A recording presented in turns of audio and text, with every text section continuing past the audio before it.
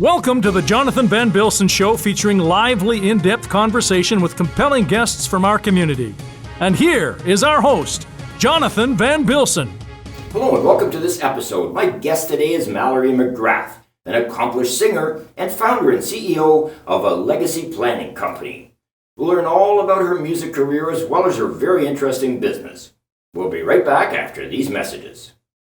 Top care with top stylists. Book your next hair appointment with Port Perry's award-winning hair salon, Rosario Greco Styles. The hair experience you deserve. Book today. Call 905-985-0099. Not all Canadians have the time nor desire to manage their finances, and often that responsibility is up to financial professionals. Our goal is to help Canadian families achieve a happy and successful financial future.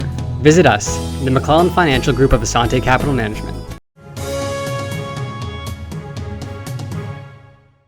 Welcome back. As I mentioned, my guest today is Mallory McGrath. Mallory, welcome to the show. Thank you so much for having me, Jonathan. It's so good to see you. It's been years since I've seen you. I know. It's ridiculous. You haven't changed a bit. Oh, well, that's very nice. I'm trying to think. I can't remember the first time we met, but it would have been back in the days of your singing career for community theater in Port Perry, Probably, maybe even in high school as well. I'm sure we came across each other at some point. I did a lot of singing then, too. Yeah. I didn't really go to high school not at the same time. That's you fair. did, no, because I'm about 2 years older than you. That's true, yeah. So anyway, so let's talk about the music. We're gonna get into your business, but I love the music element, an aspect of your life. You went to McGill. You got a degree in is it opera singing? Is that what they call it? Yeah, it's a Bachelor of Music in Voice Performance. Okay. Yes. And I have heard you sing. You sing wonderfully. In fact, we have a clip we're going to play afterwards of you singing. So how did you get into the music business? Oh, well, anyone who knows who my parents are, that's kind of a pretty clear indication. Right. 3 of my 4 parents were public school music teachers. Okay. So there was really no escaping that, at least having it as a love in my life, that's for sure.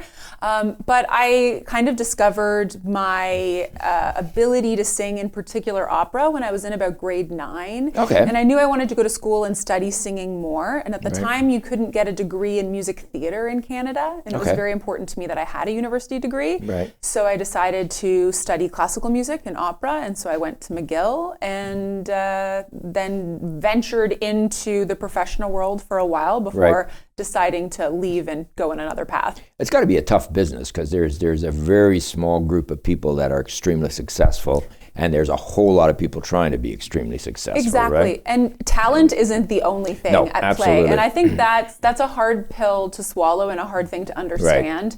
I also think that in particular for singers, so much of our skill level and consistency as singers comes as we age. Right. So you graduate from university at 21. Right. You're not even really fully done puberty in some senses, right? And also your voice is so connected to your hormones, in particular as a woman. So the idea that you need to just sort of grow up even more before your voice really hits its best stride means that you can be struggling in a lot of ways until you even reach your 30s. And it's also a field that it's popular with a smaller a group of people, I guess, opera. Yes. I mean, Taylor Swift will appeal to many, many people. Yes. Whereas an opera singer will appeal to a smaller group. Exactly. And I knew that I wouldn't pursue opera in particular when I left university. I really wanted to be in music theater. My voice was very classical sounding then. It's not so much now. But I knew that was where I wanted to be, that I felt most expressive performing music theater. Okay. I could do opera, but I didn't love doing opera. That's not where my heart sat. But the skills that I learned going to McGill and studying in a classical way are invaluable and have carried over the many genres that I've been able to sing. What sort of skills are you talking about? Like obviously there's the vocalization. Yes, the vocal skills that you're being taught day after day there. Also just the presentation skills, both presentation from the perspective of being on stage, but also how you carry yourself Right. When you walk into an audition, when you walk into an interview like this. Yep. I carry a lot of the performance skills I learned, I bring to the work that I do on television as a guest now, right? That's a skill set, but it's also something that I think you're either born with or you're not. That ability to perform, that ability to carry yourself. Well, you have to be a bit of an extrovert. If you're an introvert, it's not going to work no matter what you want to do. And you have to be a very confident person. I mean, I get nervous, but I also walk out and go, I'm going to do a good job. Yeah. I will. I know that. I've worked my craft. I'm ready to go.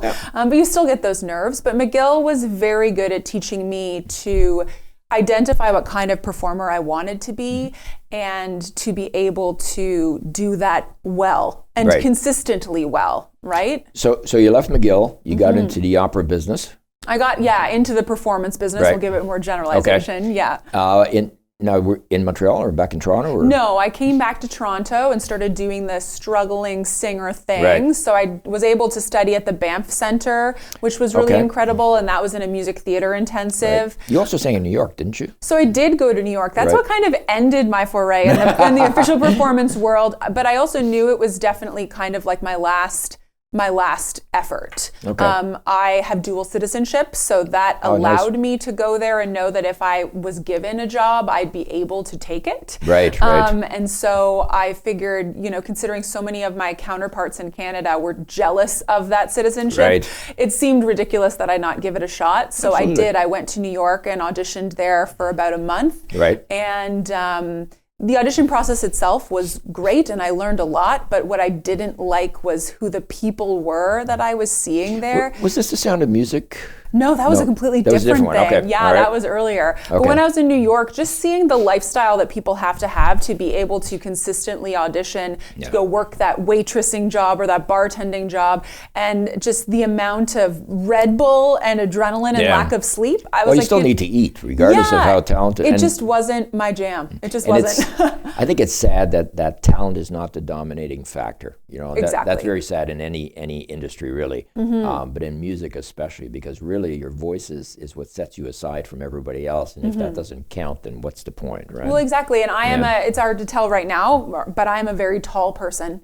I know. There aren't I'm trying to stand up straight, there aren't a lot of men in music theater who are taller than me. Right. So that actually works against me in the professional world. You want that very classic look of a woman looking up to a man. It's not just the music world. I mean, if you were on the Hallmark Channel, you'd have issues. Oh, exactly, right? I'd always be walking around in flats instead of heels. Yeah. So there are things that work against you that aren't related to talent, things you cannot change about yourself, no matter how hard you want to. Plus, I'm sure it's also the sort of industry that you might be really great today, but in 10 years from now, who's going to know you, right? Exactly. Like and I think women in the performance industry, that's a whole conversation we could have another day, Jonathan. But this idea that you age out of things, in particular for women, not for men, is something that you don't think about when you're 21 and you just graduated and you just think everything's going to be great. Absolutely. But now at 37, I know that if I'd stayed in that performance world, that there would have come a point in time which is kind of around this age for me, where I don't look like an ingenue anymore. I might look young right now, but if you put me next to a 20-year-old, I don't look as young. You look young because you're next to me. Thank you. Well, that works out well for me. But then I also don't look old enough to be the mother, like that usually you're casting someone in her 50s to do that, right? Absolutely. So it's an awkward decade and a half where you don't fit. Yeah, no, that's why I'm glad I'm not 37 anymore, really. Thank God. So I remember, let's talk about the Mamma Mia thing for a sec. You mean the Sound of Music thing? Yeah, sorry, Sound of Music, Yeah. Yes. Because that was quite a coup for you. You got pretty close, like you're number 2 or something like that? No. I made it to the top 75. Yeah, 275. Yeah, 275, which considering the amount of people that auditioned, it was impressive. So I was in Montreal at the time when they did auditions. I was in my last year of university, and I went to the open auditions. I got chosen to be in the top 200. So those 200 Marias got flown to Toronto, and then we went through a series of auditions, and I made it to the top 75, and then I got cut before the top 50. Yeah. That's great. I mean, that's quite commendable. I'm sure that helps you get gigs too, though, the fact that you're that high on the list, right? I mean, you would think, you would hope. At this point, it's so far in the past that I don't know if people remember it as much. I'm glad you do. Thank you. I remember seeing you as Marion the Librarian in Music Man. Oh, I loved that. Probably the first time I saw you sing on stage. Stage, if I'm not mistaken. I know you sang a couple of times with Leslie Ann Bradley. Yes. Who's a fantastic vocalist. So, and you still work with Leslie a little bit, right? When she comes into town. Here and there, if she gets asked to do a gig, usually she gives me a call and we reconnect, and I try to sing a little opera and she tries to sing a little music theater, and we meld our voices together, and it's always fun to connect with her. Since I've known her since I was a very little girl, she babysat me, so it's fun to reconnect vocally like that. Yes, she's never called me, and I've known her a long time. That's strange. Which is, I don't get that either. But so have you given up singing totally? No. I mean, other than just, in the shower sort of thing? Like Not at all. What's great, I think, is when you choose not to have your art be your profession, it gives you so much more flexibility because you're not worried about how you're going to put food on the table the next day. So no, I sing quite a bit. I just finished playing The Witch in Into the Woods at Oshawa Little Theater. Oh, wow, good for you. Which was a massive undertaking, but very fun. I'm the featured soloist for the Clarington Concert Band, so I actually have a couple gigs coming up soon with them. And I get hired to sing actually much more now than I did when I was a professional, actually. Really? Yes. Good for you. Yeah. It's good to keep, I mean, it's got to be a tough balance with an 8-year-old at home. But, but we're a very artistic family in general, my husband as well, and then my daughter who's a dancer, so it's an understanding. It's just normal that mom goes to a singing gig. Yeah. We're going to take a break. Before we do that, we've got a little clip. It's an audio clip, and we put some photos with it of you singing. I think it's called Smile. Yes. It's beautiful. It's just beautiful. You. So why don't we listen to that, and then we'll come back. Okay.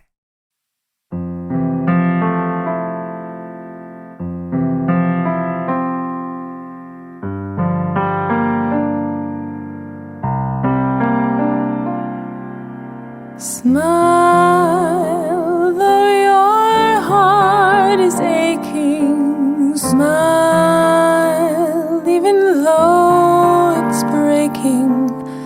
When there are clouds in the sky, you'll get by. If you smile through your fear and sorrow, smile, and maybe tomorrow you'll see the sun come shining through for you. Light up your face with gladness, hide every trace of sadness, although a tear may be ever so near. That's the time you must keep on trying. Smile. What's the use of crying? You'll find that life is still worthwhile. Pet Value has a fleet of services to help you and your pets to live their very best lives.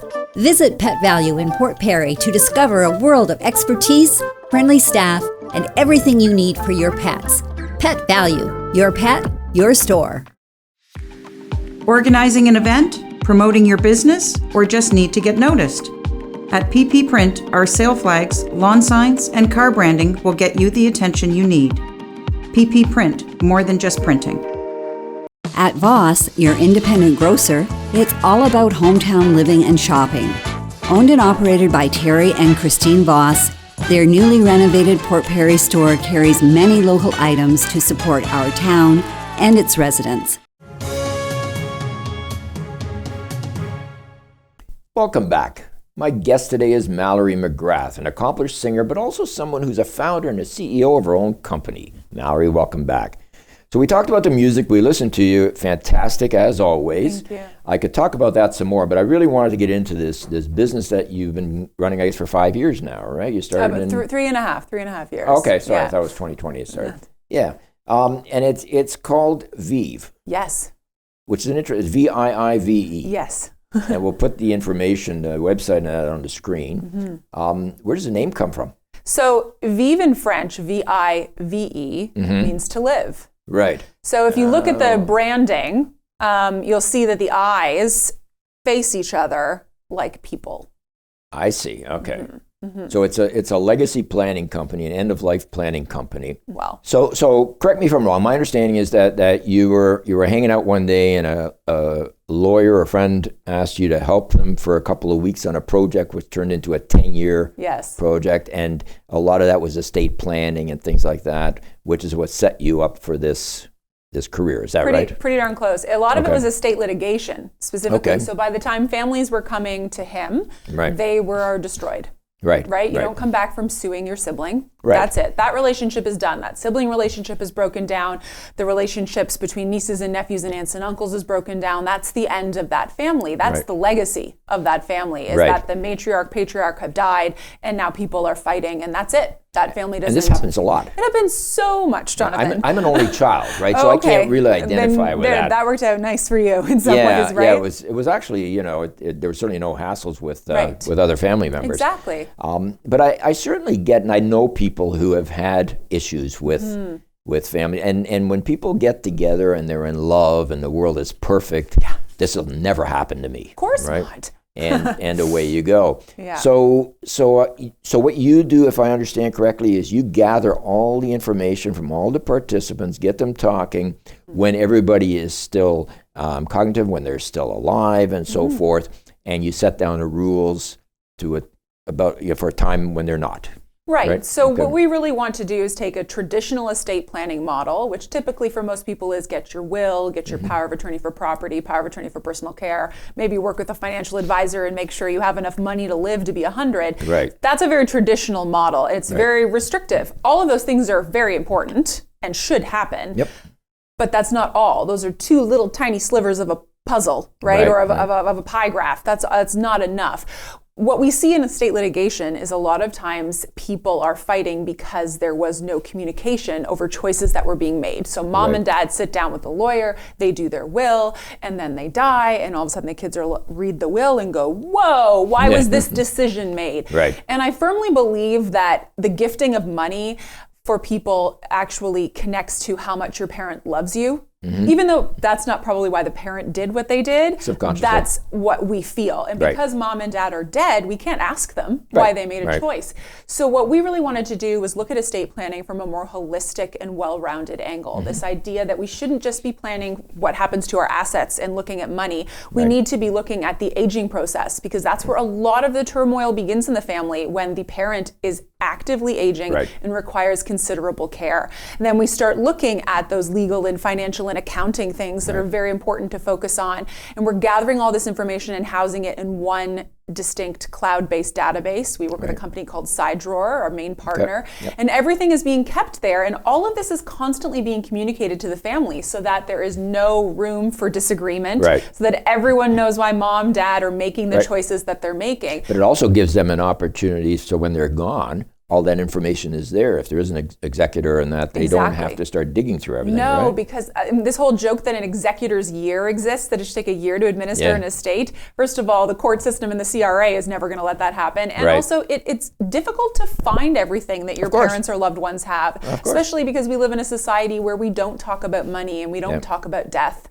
And if our parents haven't taught us to talk about it, we feel like we can't ask them about it. I was going to ask you about that, because not just the death part, I get that, but there are a lot of people who don't want to tell their kids how much money they have. Yes. Right? Yeah. And which I assume is because, first of all, they don't want their kids to kind of hurry their... they don't want them to feel entitled. Exactly, exactly. There are ways to have, like when we host family meetings, sometimes people really don't want to say how wealthy they are to their children.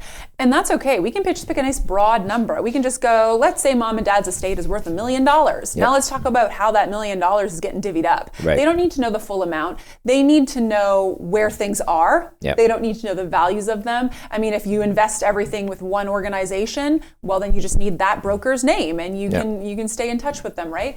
But if they hire a company like Viive Planning, well, we know everything. We have all that information, so that when something happens, we can step in and support the children or the executor, whoever it is. How do you deal with the fact that if the kids don't know how much the parents have, they don't know how much they're getting, they don't know if my sister is getting more than I am, kind of thing? Well, again, we're able to use that round number. So if there's a reason why the parent chooses to gift unevenly, right, then that can be explained without knowing what the actual value of the number is. That's fair. So 20% is going to this kid, but 40% is going to this kid. Why is that being done? And we can talk about the emotional reason behind the choice without actually putting a number on it. And sometimes, especially, I mean, it's interesting when you talk with parents and you get them to really reflect on who their children have become, which is not an easy thing for parents to do, because they aren't just a full reflection of you as a parent. They went out into the world and they received influences from outside sources. They also received influences from their own spouse who's laying in bed with them at night. Never discount the spouses. They always have have tricks up their sleeves as well. But it's important for parents to realize that it's okay if you don't think your kids are the most trustworthy or great people. Sometimes that happens, you know, we do our best to raise our kids, but they don't turn out exactly how we imagined. So then you need to make choices appropriately based off of the kids that you have. And that's okay to make those choices that might seem unfair, so long as we're explaining the emotional reason behind it so that everyone is aware long before someone has a debilitating injury or illness or someone dies. What do you do in situations when you're working with a family and one of the kids decides they want to buy a house and the parents decide to gift them $250,000? How does that sit with the others? Like, how does that? And that also, the parents could run out of money, right? Yes. So that's happening a lot right now because the millennial generation People cannot get into the house. And so boomers are going, I've got all this money. Okay, well, I'll give it to them. So in that situation, what I say is we've got a couple options here. One, you could change the will where basically it says, okay, if I'm giving you $250,000 and you and your brother are the residual beneficiaries of the estate, you get less $250. Or it's a flat out loan. There's that option. You can do loans without interest rates too, right? Like there's things that can be done to equalize the gift, as it were. But then you also do need to look at, are you going to need that $250,000? People are living much, much longer than they realize. And that's the problem. Right? And people don't realize how expensive it is to be old. It is much more expensive than people realize because we haven't had enough people living into their 80s and 90s yet to gather that data. But now we're starting to really see that happen. There's very little difference in expenses between the time you're 60 and the time you're 80 as far as what you do. People are still able to travel. People are able to buy new cars and so forth. The rule of thumb that I've always heard is that at 65, it's 4% of your invested income, and at 75, it's like 6% of your invested income. If you don't take any more than that out, then you'll live forever. Your money will live forever, I mean. But a lot of people are running out of money. Yeah, and it's because PSW care, nursing care, outside of what is covered by the government, is incredibly expensive. Even retirement homes. Even retirement homes. And in some ways, retirement homes, and I know a lot of people don't like them, retirement homes and long-term care homes have the potential to be less expensive than living in your own home, even if there's no mortgage on it. Because bringing in additional care is so expensive. And as the boomers get older, our oldest boomers are 77 right now, as they get older and require care, the cost of care is going to rise. Of course. The boomer generation is going to skyrocket the cost of care. And it's something that not only boomers, but Gen X, millennials, we need to be thinking about for our own futures as well. Absolutely. I mean, I was at a place the other day, a retirement home, and a one-bedroom unit without food is just over $5,000 a month. So if you put two people together, you're looking at $7,000 or $8,000 a month. That's a pre-tax income of $130,000, $140,000 a year that people need. And it used to be the old adage where, well, my house will take care of that. But that is not the case. Your house is not going to be worth enough to pay that. Well, to pay that for a considerable length of time. Sometimes I think people go into retirement homes and think, okay, maybe I've got another 5 years left. And then they live much longer. And that's the issue. And I mean, a wonderful problem to have, shall we say, because you get a much longer life. But if you don't have money, then what's your quality of life? I know of a couple who were in a retirement home and they were asked to leave. They got, I think, 6 months free rent, but they were asked to leave because they just had no money. No, it's so sad. And planning much earlier than you think. Like when I work with people my age in their 30s and 40s, like we should be talking about this now. Like, enjoy your life, go on those trips with your kids, but are you setting aside the vast amount of money that you are going to need to live to be 90? That unfortunately is becoming a fact. We're fortunate in Canada, I think. In a lot of countries, you don't have the option. You have to live with your parents because there is nowhere else to go, right? There's just nothing. So we're very fortunate that we do have some options in this country, but So business is good? Yes. Is it? You're having fun? Yeah. Enjoying it? I think it's really interesting. Human beings are interesting to sit back and observe, especially in families. Families appear perfect and happy on the outside, but rarely are on the inside. And so getting the chance to to see what makes them tick, to understand their communication patterns is actually a really interesting part of my job. I can imagine. And there's no concern about hoarding all this information and keeping it safe, sort of thing. People are not, because people do not want to give out information, especially in this day and age, right? No, they don't. I just did a big check to somebody in Nigeria because they inherited $1,000 million or something. Yeah. But there's a lot of issues with cybersecurity for sure out there. It's about finding the right companies to trust. And I mentioned when we were off the air that my husband is a chief technology officer. So anytime I partner with any piece of technology, I'm like, hey, Andrew, get in here. Tell me if I should be doing this because I don't understand. I don't know if I'm going to be taken advantage of, but he does. And so I put that onus on him. But our main partner, SideDrawer, they're the ones that keep everything safe for our clients.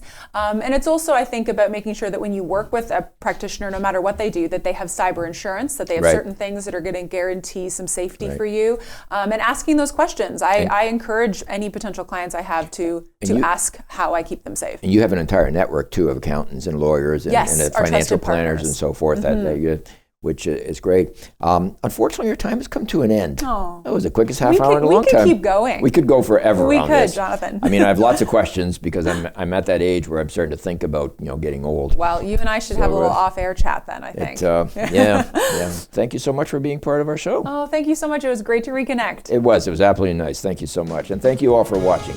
Please join us every month right here for The Story Behind the Person on Rogers TV.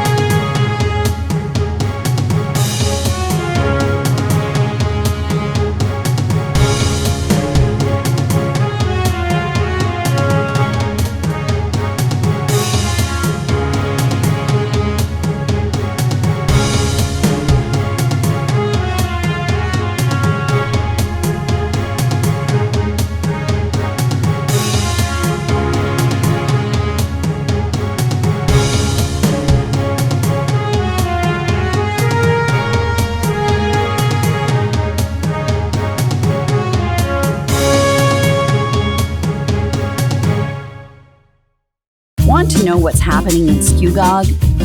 News and lifestyle, changes in business, and all the entertainment information you'll ever need. Plus, each edition has a new photos and travel article. Look for your next copy in your mailbox. Whether it's need-to-know information, local politics, charity fundraisers, or simply fun community events, we have you covered year-round. We are the standardnewspaper.ca,